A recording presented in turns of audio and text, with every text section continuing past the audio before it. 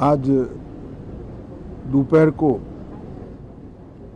Air India की flight संख्या AI 171 दुर्घटनाग्रस्त हुई और कई पैसेंजर इसके अंदर हताहत होने की संभावनाएं हैं।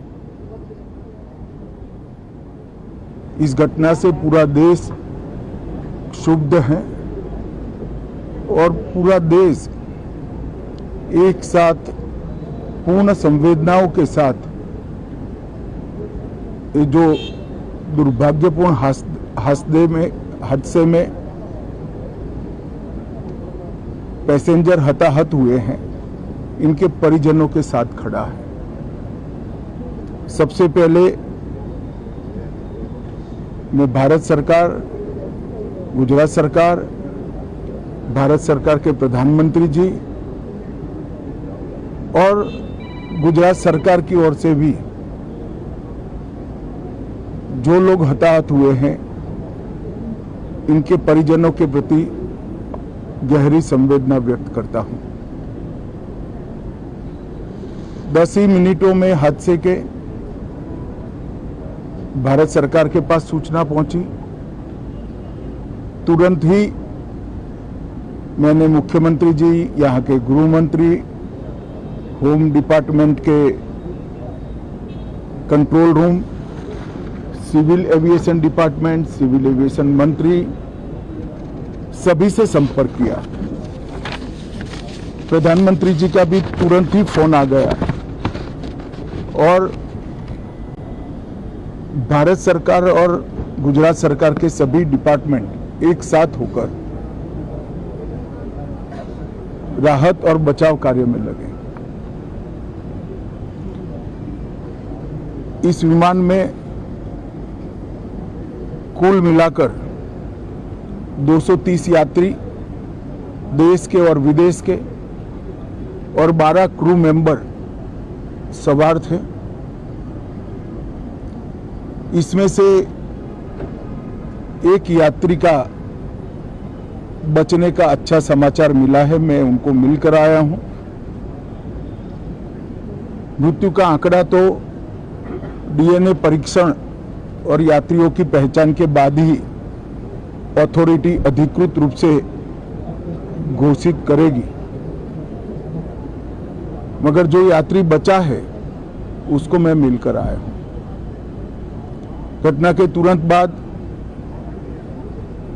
गुजरात सरकार ने बहुत त्वरा से डिजास्टर मैनेजमेंट की सारी इकाइयों को अलर्ट करते हुए, चाहे हेल्थ डिपार्टमेंट हो, चाहे फायर ब्रिगेड हो, चाहे पुलिस विभाग हो, भारत सरकार की भी CAPF को संपर्क कर सभी ने एक साथ मिलकर राहत और बचाव का कार्य चालू किया। मगर 1.25 लाख लीटर ईंधन विमान के अंदर ही था और लगभग गर्मी, तापमान इतना ऊंचा हो गया कि किसी को बचाने की मौका ही नहीं मिला। अब मैं घटना स्थान पर भी जाकर आया हूं। सारे यात्रियों के मृतदेह को बाहर निकालने का काम लगभग समाप्त हो चुका है। जितने यात्रियों के परिजन यहां पहुंच चुके हैं, वो सबका DNA लेने की कार्यवाही भी 2-3 घंटों में समाप्त हो जाएगी।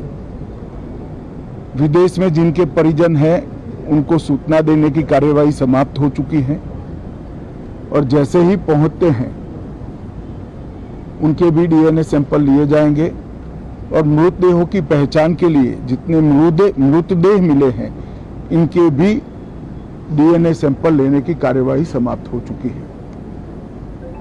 गुजरात में ही लगभग 1000 के आसपास DNA टेस्ट करने पड़ेंगे। ये सभी टेस्ट करने की क्षमता गुजरात में विकसित है, तो डीएनए टेस्टिंग के लिए कहीं गुजरात के बाहर जाने की जरूरत नहीं पड़ेगी। गुजरात की एफएसएल और नेशनल फॉरेंसिक साइंस यूनिवर्सिटी दोनों मिलकर कम से कम समय में डीएनए का परीक्षण पूरा करने के बाद परिवारजनों को अपना मृतदेह परिजन का मृतदेह सौंपने का काम करेंगे। उनके रहने की सुविधा, उनकी सांत्वना की सुविधा, जिनको मेडिकल प्रॉब्लम ट्रॉमा के कारण हुए इनकी मेडिकल की सुविधा, ये सारी व्यवस्था बहुत सुचारू रूप से हो चुकी है। अभी रिव्यू मीटिंग में सारी व्यवस्थाओं को हम सब मंत्रियों ने साथ में मिलकर देखा है। एविएशन डिपार्टमेंट ने अपनी जांच शुरू कर दी है और जांच तेजी से आगे बढ़े, इसके लिए भी एविएशन मंत्री जी ने सूचनाएं दी है। मैं फिर से एक बार राहत काम में जिन जिन एजेंसियों ने त्वरा के साथ बचाव और राहत का काम किया, वो सभी का धन्यवाद करना चाहता हूं। और फिर से एक बार जिन्होंने अपने परिजनों को गंवाया है, हताहत हुए हैं, वो सभी को मनपूर्वक संवेदनाएं व्यक्त करता हूं। मैं एक बात जरूर कहना चाहता हूं कि ये एक्सीडेंट है, एक्सीडेंट को कोई रोक नहीं सकता,